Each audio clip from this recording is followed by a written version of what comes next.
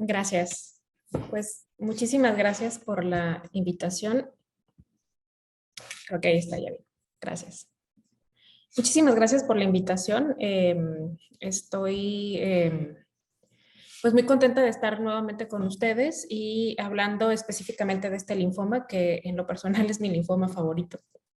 Y hay datos interesantes presentados en la última reunión que, bueno, me gustaría compartir con ustedes. Esta es mi declaración de conflicto de interés.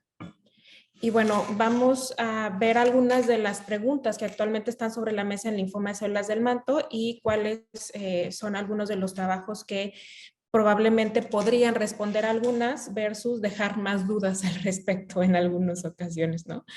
Esto es un poquito lo que hacemos actualmente. Se ha estado modificando en los últimos años dependiendo del acceso, el algoritmo, pero pues básicamente los pacientes son divididos en aquellos que tienen esta entidad que es leucémica no nodal, que es una entidad más indolente, que generalmente es considerada para observación y que posteriormente en caso de progresión es tratada, versus aquellos con comportamiento agresivo, que en realidad son el 95% de los pacientes y que dependiendo de su estado físico y de la edad del paciente pueden ser llevados a un tratamiento más agresivo, seguido de trasplante, consolidación con trasplante versus otros tratamientos con mantenimientos prolongados con el objetivo de prolongar la supervivencia libre de enfermedad.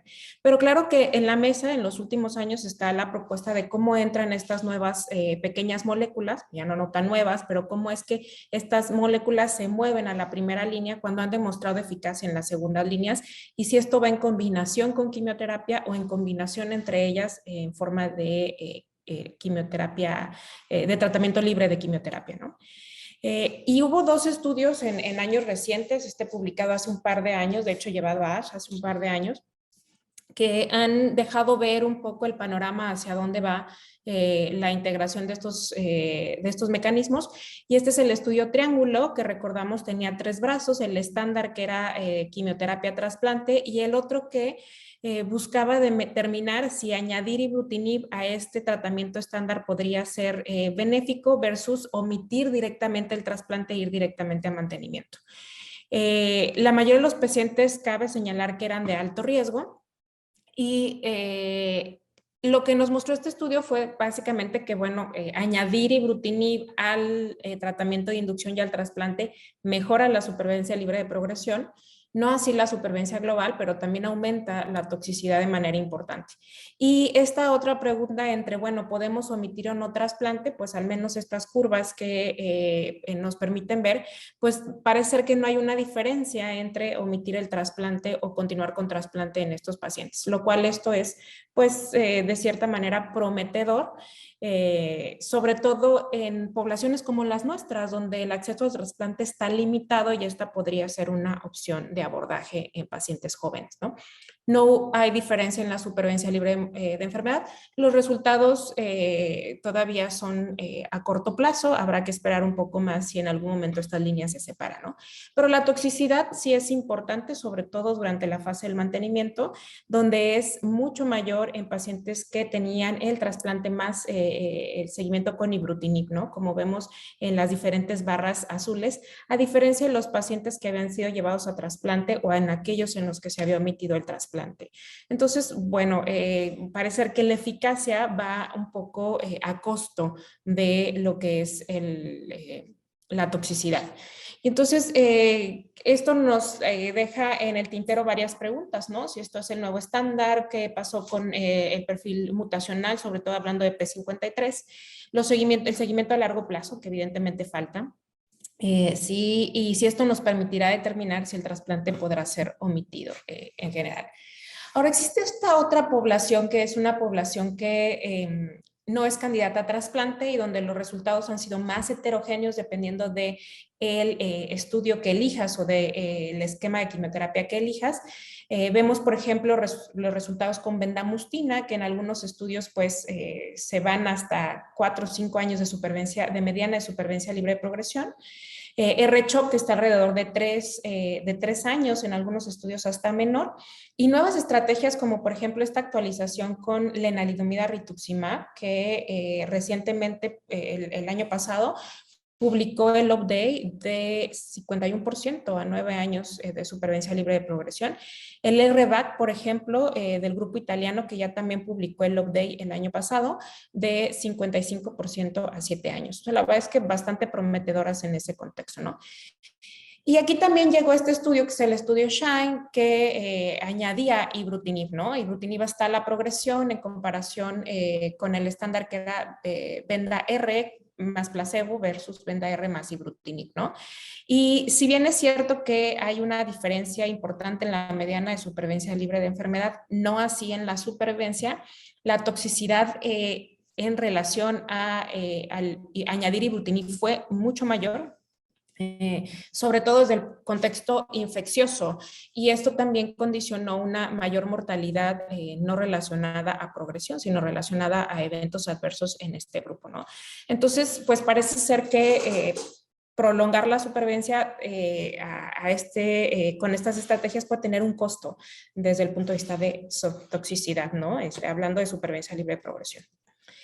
Entonces, bueno, en ese contexto y en ese panorama estamos, ¿no? O sea, ¿cómo hacer más eficiente y más duradera la respuesta? ¿Podemos omitir o no podemos omitir trasplantes? En los pacientes de mayor edad, ¿qué es la parte, qué es lo más eficaz? ¿Cuál es la combinación más eficaz? Y específicamente esta población P53 positiva, ¿cuál es la mejor estrategia desde el punto de vista de eficacia? Entonces, dividí los abstracts dependiendo de a qué grupo pertenecían, y hay algunos interesantes que valdría la pena que comentáramos, ¿no? Por ejemplo, hablemos de que es un estudio muy parecido al uno previamente publicado por el doctor en el MD Anderson. Este también es un estudio ventana, pero con acalabrutinib, es del grupo australiano, que planeaba inicialmente dar acalabrutinib rituximab como una forma de prefase seguido de quimioterapia con citarabina oxaliplatino y posteriormente trasplante, y 2 años de mantenimiento y 1 año de tratamiento con acalabrutinib. Son pocos pacientes, 44 pacientes, los pacientes en una edad para ir a trasplante. 9 de ellos tenía una morfología blastoide o pleomórfica, y la mayoría eran en una etapa clínica avanzada, ¿no? No tenemos el dato de cuáles eran P53 positivos. Bueno, ¿cuáles fueron los resultados en este estudio? Bueno, vean que con el solo tratamiento de acalabrutinib rituximab, hasta 57% de los pacientes llegaron a respuestas completas. Posterior al tratamiento fueron 88%.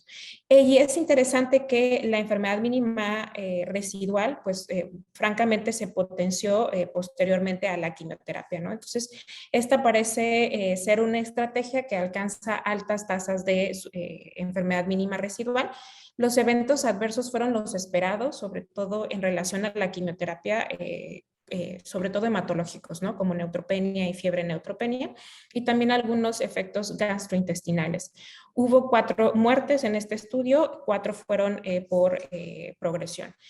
Y a 2 años la supervivencia fue de 89%. Lo cierto es que tenemos apenas los resultados de esta primera fase, no conocemos todavía la supervivencia a largo plazo, que nos permitirá determinar si agregar acalabrutinib al mantenimiento post-trasplante pudiera ser benéfico en prolongar la supervivencia libre de progresión. Ahora bien, aquí hay una lista de algunos de los estudios que actualmente tenemos, y bueno, este estudio de ventana tenía como objetivo la respuesta completa. Vemos que las respuestas fueron mayores a lo que incluso se han reportado en otros estudios. Entonces, bueno, lo cierto es que aún no tenemos mucha información sobre cómo impacta esto o cómo impacta en la supervivencia libre de progresión a largo plazo, que esto también desde el punto de vista técnico es complicado, ¿no? Ya que en países como el nuestro, pues tener acceso a supervivencia libre de perdón, a enfermedad mínima residual con técnicas de alta resolución es más complicado. Pero bueno, es interesante que este sea también parte del endpoint. Este otro estudio es un estudio, ay, perdón, es que me está metiendo un poquito de ruido la ventana, perdón. En este mismo contexto de añadir este tipo de medicamentos a la primera línea en pacientes que van a trasplante, este es un estudio del grupo canadiense que agregaba acalabrutinib a R-CHOP. Y este estudio apostó por quitar de la palestra la citarabina, dejar solo R-CHOP, que sabemos que se lleva bien con los inhibidores de ITK.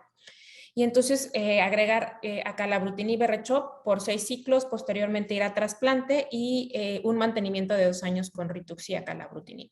Pocos pacientes, 54 pacientes, la mayoría con etapa clínica avanzada, nuevamente solo 14% con riesgo alto y con formas blastoides solo el 16%, aunque había casi un tercio de los pacientes tenía un alto índice de proliferación.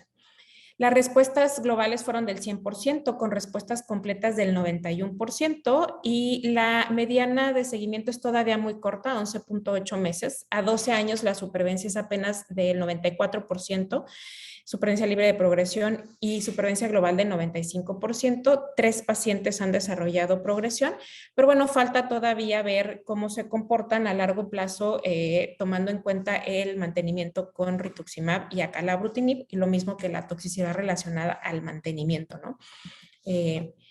Y en este mismo contexto de pacientes candidatos a trasplante, este es un estudio, no es un estudio prospectivo, es un estudio retrospectivo que compara Ovinu y rituximab.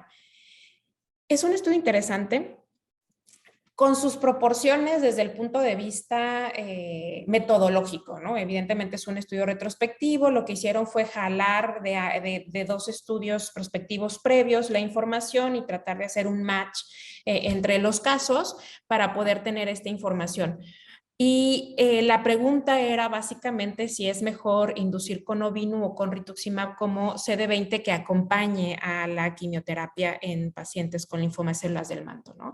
Y el resultado es a favor de ovinutuzumab, tanto en supervivencia libre de progresión como en supervivencia global y en enfermedad residual, ¿no? En enfermedad mínima residual, a favor de ovinutuzumab.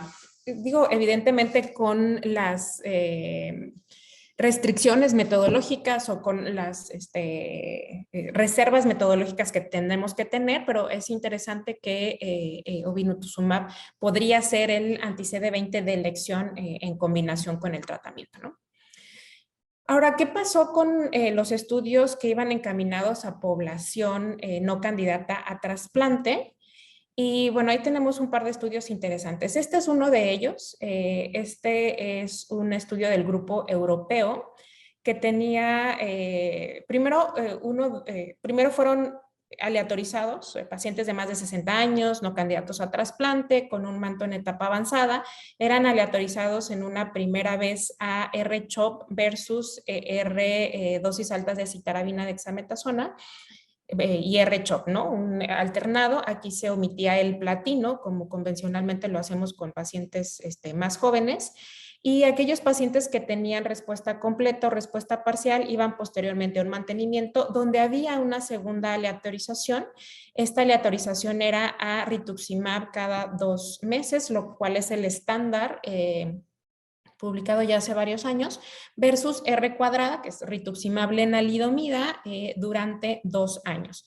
El endpoint era la supervivencia libre de evento y la supervivencia global en el contexto del mantenimiento. Entonces vemos los resultados, ¿no? Entonces, 620 pacientes, es un estudio fase 3, con un buen número de pacientes, la mediana edad fue de 71 años. Vemos, por ejemplo, aquí IPIs altos eran hasta el 46%, había más proporción de pacientes de alto riesgo y no hubo una diferencia estricta en respuestas globales y respuestas completas en comparación de ambos esquemas de inducción. Y vemos, sin embargo, que en el mantenimiento, aquellos pacientes que recibieron R cuadrada a 4 años tuvieron una supervivencia libre de progresión de 60% versus 42% en aquellos pacientes que solo recibieron rituximab, ¿no? O sea, fue evidentemente mayor en la combinación.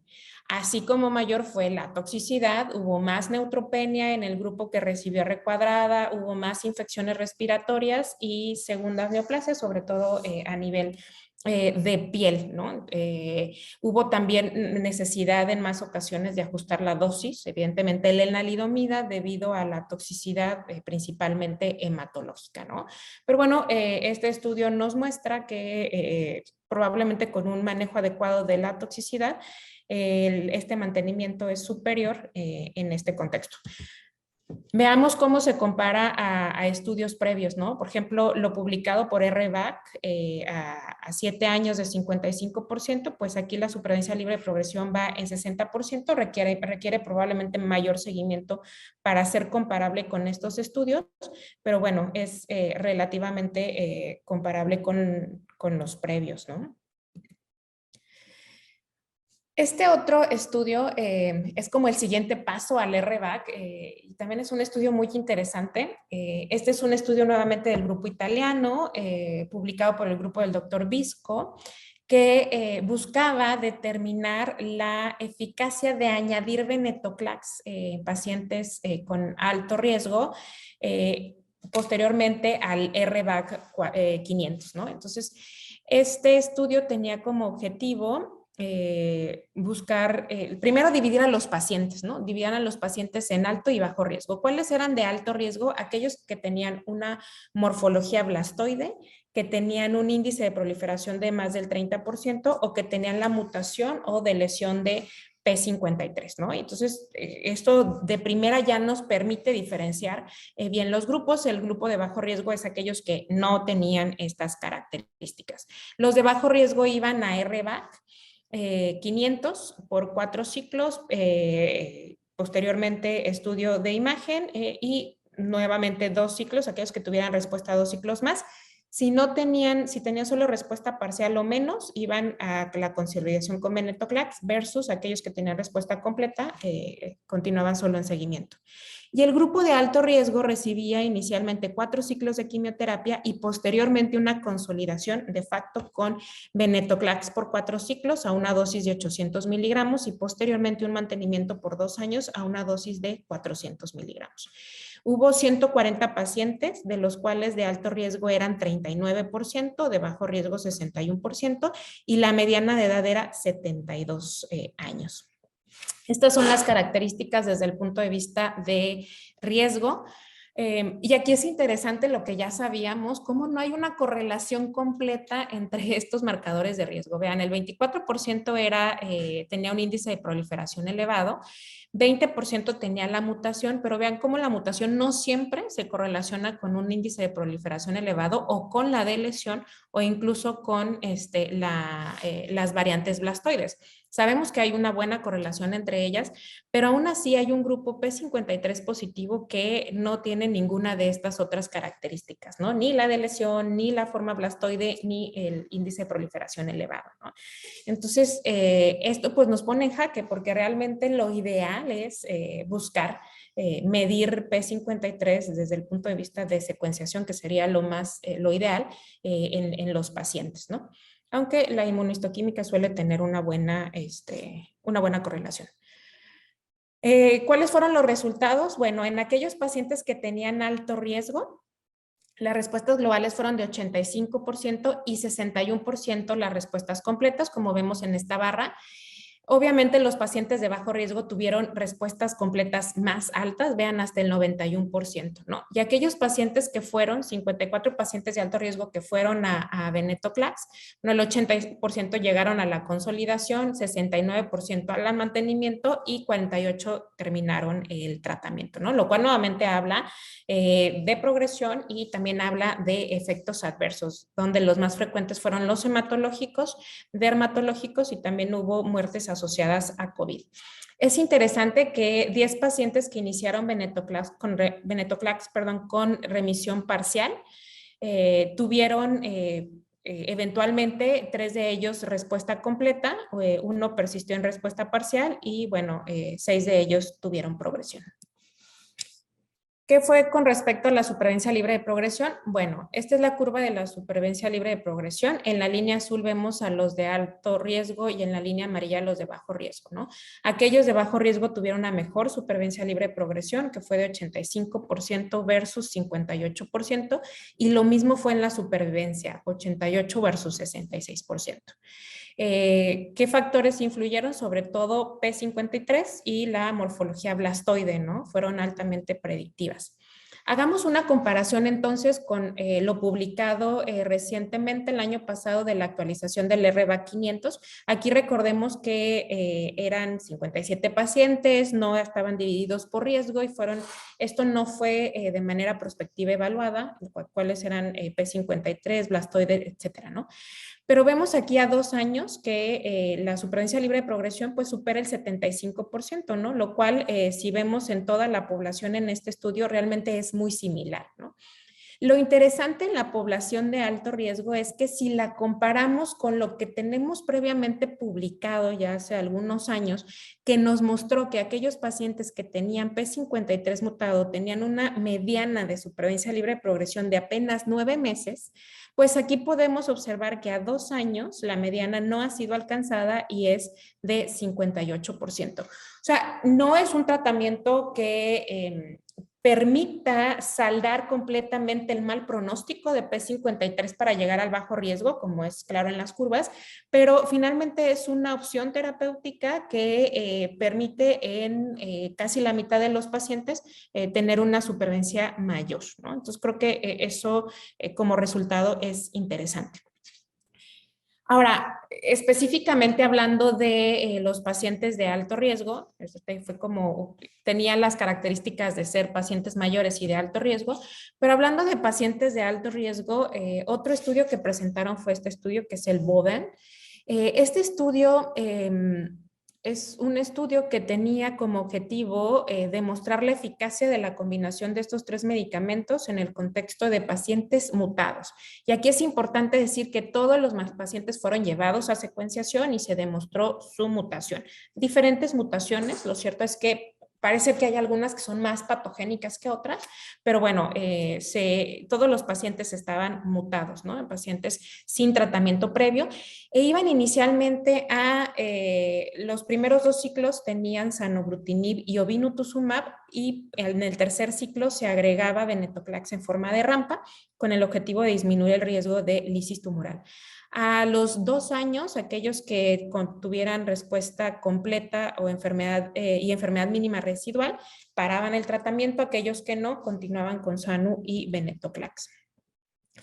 Estas son las características de los pacientes, es un estudio pequeño, 25 pacientes, y observamos aquí que la mayoría son hombres, como clásicamente es. Había un grupo de pacientes que era leucémico no nodal, no ganglionar, con mutación de P53, ¿no? Que en algunos estudios se ha demostrado que pues, se comporta de la misma manera agresiva. La mayoría tenían un índice de proliferación elevado, un MIPI de alto riesgo con afección a la médula ósea, ¿no? Y aquí vean, por ejemplo, aquellos que son P53 mutados, todos eran mutados, ¿cómo está la correlación con la expresión? Vean, el 72% tenía una sobreexpresión de P53, pero había un 12% que no la tenía. Entonces, es interesante que si bien hay una alta correlación, en la sobreexpresión, sobre todo más de 50%, y eso es accesible probablemente en nuestros centros, esta no es del todo completa, ¿no? ¿Cuáles son los resultados? Pues después de la inducción de 2 ciclos, las respuestas completas fueron altas, del 68%, pero después de agregar venetoclax fueron de 88%. La enfermedad mínima residual no se midió en todos los pacientes en todos momentos, entonces es un poco heterogénea, pero bueno, al término del tratamiento había 6 pacientes de 10 que continuaban con enfermedad mínima residual, ¿no? 11 pacientes terminaron el tratamiento y llegaron a respuesta completa y los otros eventualmente progresaron. A 2 años la supervivencia libre de progresión es de 72%. 11 pacientes persistían con respuesta y la supervivencia global, perdón, es de 75%, ¿no? Nuevamente pongo esta tabla donde comparamos los resultados, o sea, de 0.9 meses o 9 años, o sea, más bien casi 9 meses versus los resultados con estos dos estudios, bueno, es bastante prometedor el hecho de que estas pueden ser estrategias en estos pacientes, ¿no? Ahora, no exento de toxicidad, evidentemente, hubo sobre todo infecciones por COVID, y esto fue importante dado el tiempo y relacionado al break de la pandemia. La mortalidad, 20% de los pacientes fallecieron y hasta la mitad requirió hospitalizaciones. La mayoría de los fallecimientos fue secundario a progresión, ¿ah? Entonces, como conclusión, puede ser una estrategia para manejar a los pacientes primariamente mutados. Ahora, un tercer escenario un cuarto escenario son los pacientes refractarios o con recaída. Y aquí tenemos este estudio que es el estudio simpático. Sabemos ya de facto que los pacientes que tienen recaída, mientras más temprano vayan a inhibidores de ITK, mejor resultados tienen a largo plazo, ¿no? Entonces, creo que en muchos países este es el estándar de tratamiento cuando hay acceso en pacientes con recaída linfoma de células del manto, ¿no? Y este estudio previamente publicó un fase 2 que decía, o básicamente publicó en aquel entonces, que añadir venetoclax a ibrutinib mejoraba la eficacia, mejoraba la supervivencia libre de progresión, pero que bueno, finalmente tenía que ser evaluado en un estudio fase 3 y este es el estudio fase 3. Básicamente son los resultados preliminares de este estudio que tenía como objetivo comparar ibrutinib placebo versus ibrutinib con venetoclax en pacientes con linfoma de células del manto en recaída que habían recibido previamente tratamiento con rituximab o algún otro anti-CD20, no con inhibidores de ITK y que tenían un buen ECOG, ¿no? Los pacientes posteriormente de 2 años continuaban con ibrutinib hasta la toxicidad aceptable. El endpoint era supervivencia libre de progresión. Y bueno, estas son las características de ambos grupos, 134 versus 133 pacientes, estaban bastante bien pareados desde el punto de vista de las características. Vean cómo hasta una tercera parte de la población tenía P53 mutado y esto es importante porque es claro que en linfoma de células del manto hay evolución clonal y cuando los pacientes recaen hay más proporción de pacientes que tiene P53 mutado que al diagnóstico. Entonces, aquí tenemos toda una población de más alto riesgo, ¿no? Y bueno, la mayoría, poco menos de la mitad de ellos también tenía afección a médula ósea. Estos son los resultados obviamente presentaron aquella revisión por el investigador, pero estos fueron por comités independientes y vean cómo la supervivencia libre de progresión en el grupo de combinación con venetoclax fue de 31.8 meses versus 20.9 meses.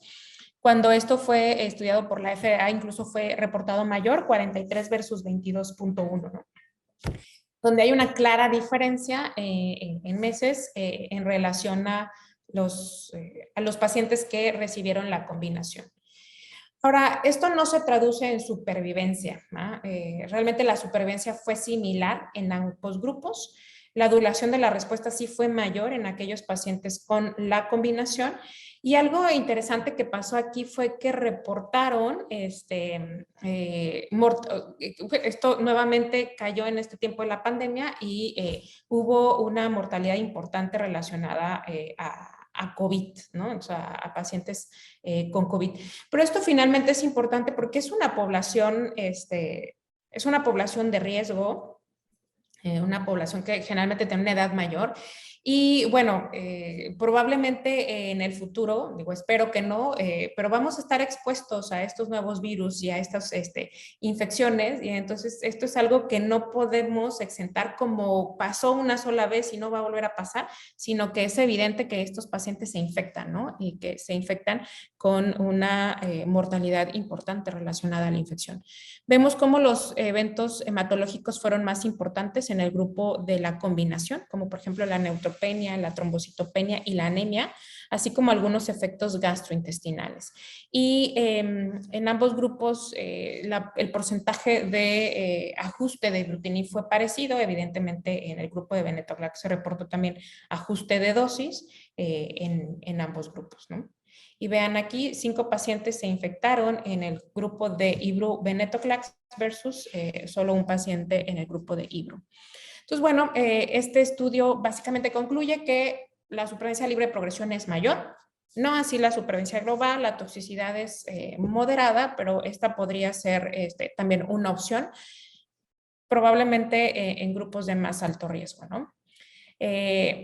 Y bueno, ya como últimos abstract para poder discutir un poco sobre ellos, ¿qué hay de los biespecíficos? Escuchaba en las pláticas de la mañana, el doctor Villela nos hablaba de cómo han llegado al linfoma difuso de las grandes como tratamientos alternativos. Bueno, en manto van lento, pero este es uno de ellos, es mosunetuzumab en combinación con pola. Este estudio era en pacientes que tenían un manto refractario al menos a 2 líneas de tratamiento y recibían Mosune, inicialmente en una rampa y posteriormente, además de polatuzumab. Pola solo por 6 ciclos y Mosune se podía quedar hasta 17, 24 ciclos. 20 pacientes, la mayoría de 68 años, todos de ellos tenían previamente tratamiento con ITCAS. Hasta un tercio de ellos tenía previamente CAR-T y 20% eran mutados, ¿no? Y aquí vemos los resultados desde el punto de vista de respuesta, que fue lo que se evaluó, y vemos que aquellos pacientes, en general, las respuestas globales fueron del 75%, 70% con respuestas completas, lo cual es bastante prometedor, y aquellos pacientes que tenían mutaciones previas o incluso CAR-T tenían bastante buenos resultados. Lamentablemente, bueno, no lamentablemente, sino que como es de esperar, el seguimiento es bastante corto y entonces no sabemos cuánto es la duración de estas respuestas. Bueno, la experiencia es que algunos estudios inicialmente muestran muy buenas respuestas, pero estas no tienden a mantenerse a largo plazo. Veremos qué sucede con esta nueva estrategia, ¿no? Y el otro medicamento de cual hay que hablar definitivamente es este nuevo ITK no covalente, que es pirtobrutinib, que es reversible y que bueno, en leucemia linfocítica crónica ya hay varios estudios, de hecho está aprobado por la FDA en ese contexto, y en linfoma de células del manto vemos que las respuestas también son bastante prometedoras, la duración de la respuesta pues, es alrededor de los 15 a los 20 meses, y vean cómo en aquellos pacientes que tenían previamente algún ITK que descontinuaron por progresión, la duración de la respuesta en aquellos pacientes que tuvieron respuesta fue de 14 meses versus aquellos donde el switch había sido por toxicidad, donde fue mucho mayor, ¿no? Porque bueno, aquí estamos hablando de que no había previamente refractariedad a ellos. Y finalmente, este es el último abstract que les quiero mostrar. Es un estudio interesante que me llamó la atención, sobre todo por el número de pacientes, ¿no? Es un estudio que valora las recaídas tempranas, que como es de esperar, en la mayoría de los linfomas son de mal pronóstico, que generalmente traducen la biología del tumor. Pero este estudio acumuló 1,280 pacientes, de los cuales 23 tuvieron una recaída en los primeros 24 años o progresión, tuvieron un evento que ya bien podía ser progresión o recaída, fueron 23%. Estos pacientes eran de mayor edad, tenían generalmente un ECOG de 2 o más, tenían un MIPI alto, tenían más porcentaje de variedad blastoide y un índice de proliferación más alto. La supervivencia libre de progresión, la supervivencia global, hablando de supervivencia global en estos pacientes fue de solo 9.3 meses después del evento, o sea, después de que recayeron, o sea, la mitad de ellos, la verdad es que no alcanzó supervivencia mayor de 1 año, ¿no? Vean cómo es clara la separación de la curva en comparación que aquellos que no tuvieron POD24.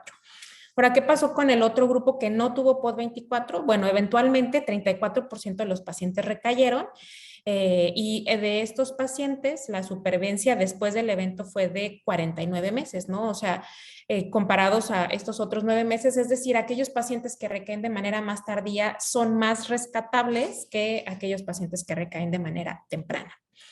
¿Qué hay del tratamiento? La verdad es que no hay muchas conclusiones al respecto. La mayoría de los pacientes, hubo una mayor proporción de pacientes con POD24 que no habían sido llevados a trasplante o habían sido tratados con citarabina, pero lo cierto es que en el modelo final esto no fue estadísticamente significativo y sí lo fue la edad, el ECOG, la deshidrogenasa láctica, los leucocitos y el índice de proliferación. Y bueno, me gustaría concluir con algunas reflexiones, ¿no? Como el hecho de que estas pequeñas moléculas han definitivamente irrumpido en la primera línea y se continúa buscando cuál es la mejor combinación o qué esquemas libres de quimioterapia podrían ser eficaces y menos tóxicos, ¿no? Sobre todo en la población no candidata a trasplante, donde definitivamente el objetivo sigue siendo prolongar la supervivencia libre de progresión, pero disminuir también la toxicidad de estos tratamientos.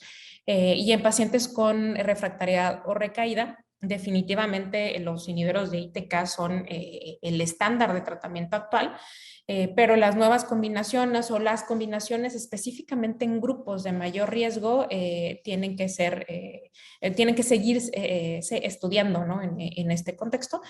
Y finalmente, la enfermedad mínima residual, que en diversos estudios ha demostrado que está claramente correlacionada con una mayor supervivencia, pues no ha terminado por sentarse en el uso, en la práctica clínica diaria, ¿no? Como lo ha sido en otras enfermedades, y creo que esto todavía debe en pacientes como los nuestros.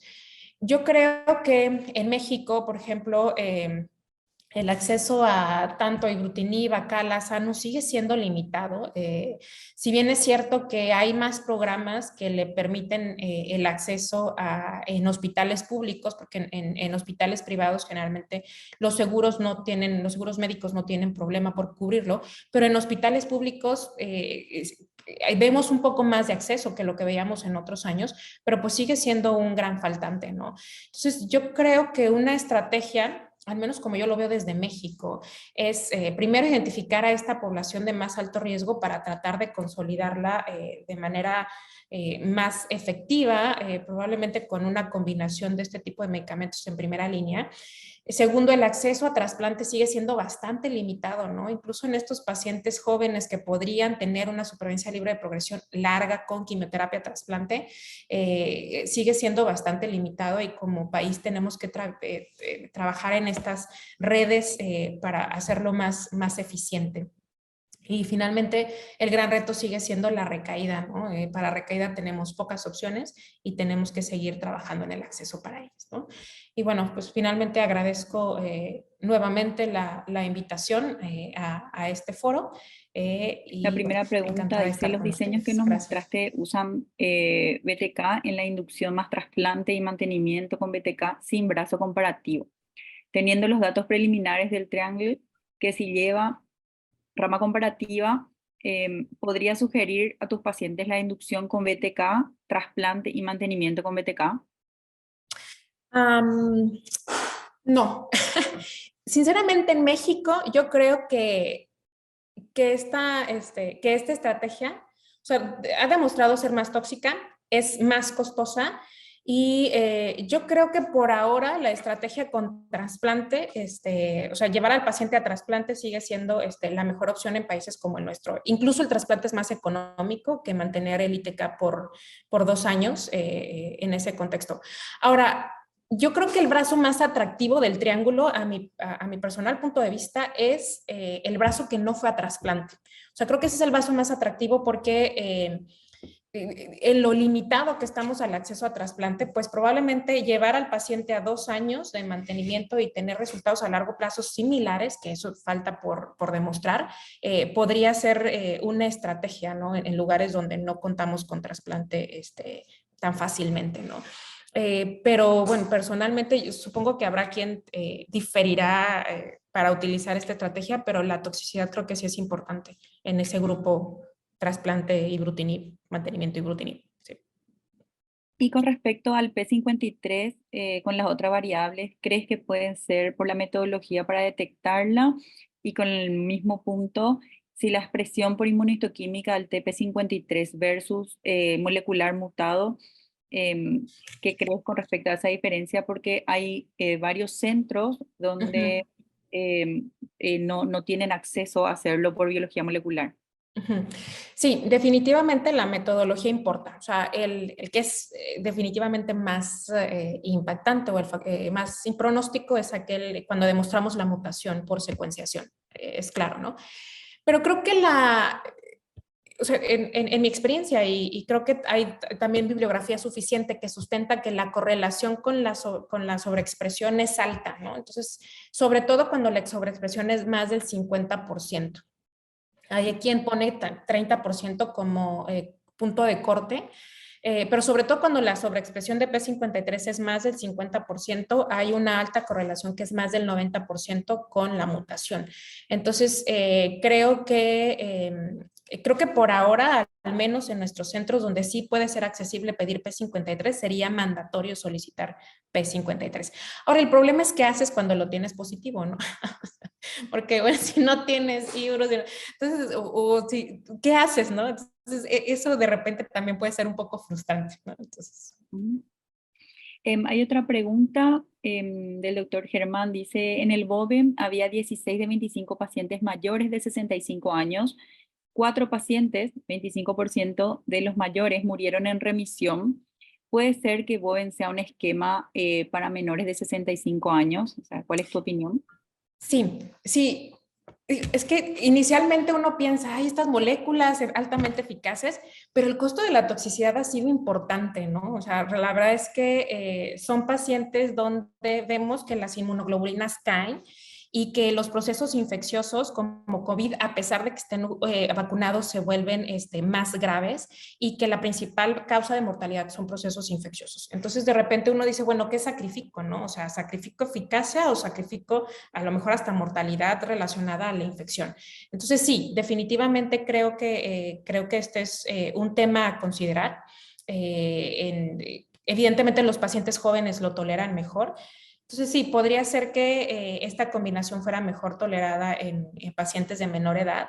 O la otra es que de repente también estos tratamientos son a muy largo plazo y muchas de estas complicaciones se presentan en el mantenimiento. Entonces, creo que como investigadores debemos de buscar formas de acortar tratamientos que continúen mostrando eficacia a largo plazo, pero que también limiten toxicidad, ¿no?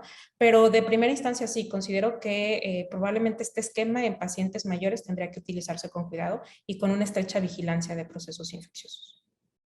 Y con respecto al estudio simpático, en NASH tuvo críticas de que el 96% tenía un ECOG igual o menor a 1, o sea, no reflejaba la población de la vida real, que tiene un 31% de neutropenias severas. Quizás en vida real estos números no sean tan buenos. ¿Cuál es tu opinión con respecto a eso? Bueno, en Comité Petit, los estudios publicados por este grupo generalmente tienden a tener poblaciones que terminan siendo de muy buen pronóstico, ¿no? O sea, eco bajo, con MIPIs de bajo riesgo, con no tantas características de mal pronóstico. Entonces, sí, sí creo que cuando evaluamos los estudios es importante evaluar estas características, porque ciertamente los pacientes con recaída que vemos en la práctica clínica diaria son pacientes que tienen generalmente un mal ECOG, tienen un MIPI alto, tienen citopenias por la infiltración a la médula ósea, etcétera. Sí, creo que en algunos de estos estudios es importante valorar estos sesgos, ¿no? Sí, definitivamente. Ahora, yo creo que el joven es interesante, pero creo que habrá que esperar el extenso para ver más información con respecto a esa población en específico P53, ¿no? Yo creo que Ibru, Acala, Sanur o cualquier otro ITK que quieran como segunda línea como monoterapia sigue siendo una excelente opción. Y creo que el añadir venetoclax probablemente tendría que ser limitado a una población de mayor riesgo. Ujú. Y en tu práctica clínica, doctora, en tu práctica clínica de vida real, cuando estás con un manto de alto riesgo, debut, ¿cuál es el esquema que preferís? En pacientes jóvenes, R-CHOP diagonal R-DAP, 3x3, trasplante, mantenimiento con rituximab. Es lo que yo sigo haciendo. En pacientes de mayor edad, generalmente vendamustina rituximab es una opción. He tenido un poco de experiencia con RDAC, Pero lo cierto es que la citarabina, al menos a la Mexican people, no sé qué es la experiencia en otros países, pero sí le pega durísimo a las plaquetas a pesar de que son solo 500 miligramos. Entonces, muchos de estos pacientes sí terminan con transfusiones, etcétera. Creo que los resultados publicados por Visco son muy buenos. No hay un comparativo. Creo que es un buen esquema, pero la citarabina, ahora sí que en pacientes que son un poco más frágiles de mayor edad, generalmente no la uso, pero en aquel que ve en buen estado, sí, sí es como un poquito difícil, ¿no? Determinar, pero R-VAC, R-venda solo en pacientes de mayor edad es lo que me gusta utilizar.